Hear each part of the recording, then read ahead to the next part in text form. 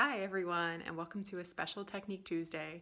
I'm going to go a little longer than usual, so I'll be posting out on Instagram TV as well as in my stories.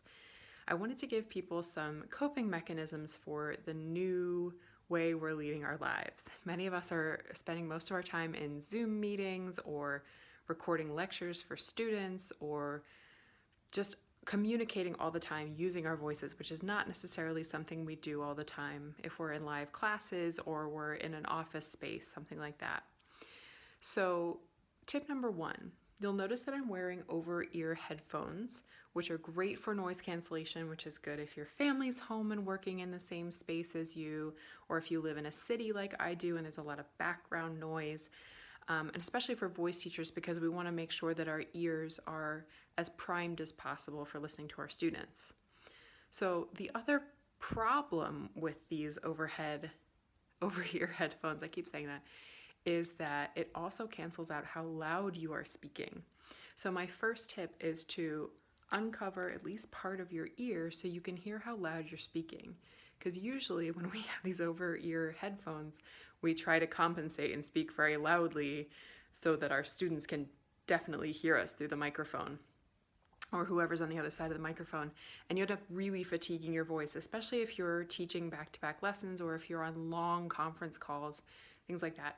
So uncovering your ear will give you a little more sense of what you actually sound like in the room, and you'll realize how much you're really forcing, and often we force from our muscles in our neck instead of using our support to speak loudly. The other thing I'm going to highly recommend is that you take these headphones off at least once an hour, because they pull your head forward so the back of your neck gets really strained and your whole spine starts to arch forward.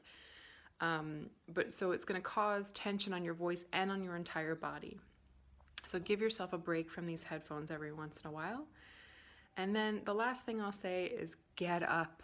Get up. Just like you would if you were sitting at your office desk and you needed to go and refill your coffee, or you needed to go bring a message to somebody else, or if you're a teacher or a student, you're moving from classroom to classroom, or you're moving around while you're talking, whatever it is, your body needs to move.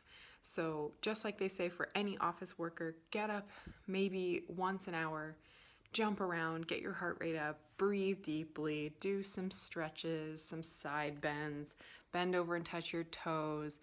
The best one that you can do actually is stretching your shoulders. So whether you want to do a back bend or pull your hands together behind your back, it's going to open up that sternum, which is pulled forward so much while you're sitting at your computer.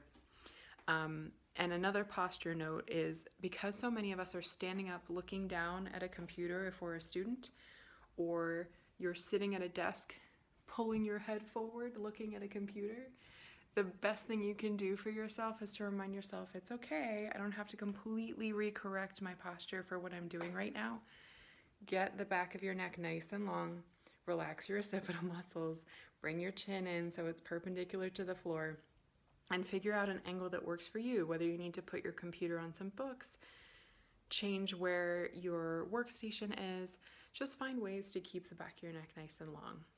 So take care of your voice, take care of your posture, and that will make you feel a million times better at the end of the day. And most importantly, stay home, take care of yourselves, stay healthy.